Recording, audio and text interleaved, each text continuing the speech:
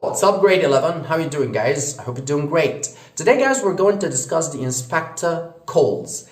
And this is one of the most interesting plays. Actually, I did watch the whole video, guys. I watched 1 hour and 30 minutes. It's really interesting. You should watch it. So, guys, what we are going to talk about today is one of the slides that I saw in the internet, and I think it's one of the crucial ones that we need to go through together today. So, we are talking about, the slide of Mr. Briers, and Mr. Briers is talking about something, as I already mentioned, something really interesting, something really important, which is a speech is made by Inspector Goole, and the situation goes that way. Inspector Goole, in the beginning of his appearance in the play, he asked Mr. Burling about Eva Smith, who committed suicide by drinking disinfectant. So Mr. Burling told him that the case that you're talking about, it got nothing to do with me. Like, I sacked her months ago. I don't know anything about her. I haven't seen her in a while. So this is when Inspector Goole is trying to let Mr. Burling understand that it's a chain of events that led Eva Smith to commit suicide. So he actually made that speech, which goes that way. Because what happened to her then may have determined what happened to her afterwards. And what happened to her afterwards may have driven her to suicide.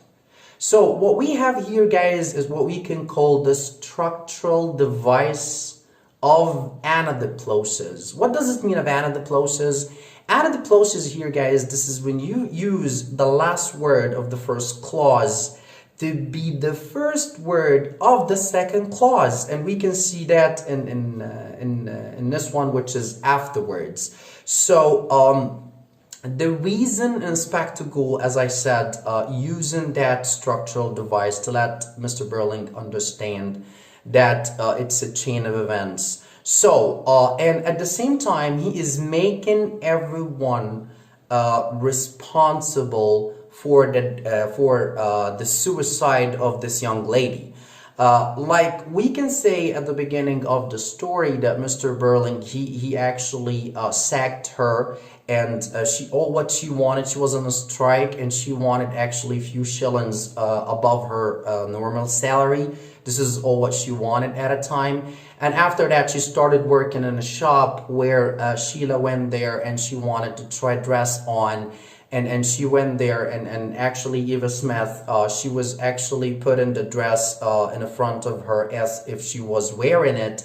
And it looked fabulous on her. This is when Sheila, she was so envious, and she went to the manager and she complained about her. That's why she was kicked out of the shop.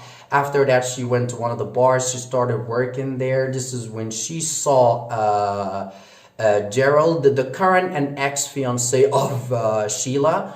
And actually there was an elder chap, and he was trying to wedge her into one of the corners. This is when he stepped up and he went to this chap, and he told him that he has a call on the front desk, and he saved her. He took her to one of the hotels. They started talking. She told him about everything, but not in details. After that, she became his mistress. And after that, he abandoned her, and she got back to the bar where she met Eric. And Eric, as we all know, that he actually he's alcoholic. So actually they got into a relationship. She didn't want to get into a relationship with him. He got her pregnant. After that, he wanted to marry her, but she refused because she thought he was a child. He stole some money from his father's office, and he got her the money. When she knew that he stole the money, she refused to take more money, which is so idealistic. Then after that, she went to his mom, and she asked for help because his mom is actually the leader of non-profit organization, but she didn't help her because she said she claimed that she was Miss Burling or Mrs. Burling, something like that. So at the end of the story, we do understand that this speech does describe everything happens afterwards, like this is something Mr. Ghoul actually says at the beginning of the play, but it does explain a lot in the play itself. So guys, I hope that you're gonna like the video, and thank you so much for watching. Have a pleasant day.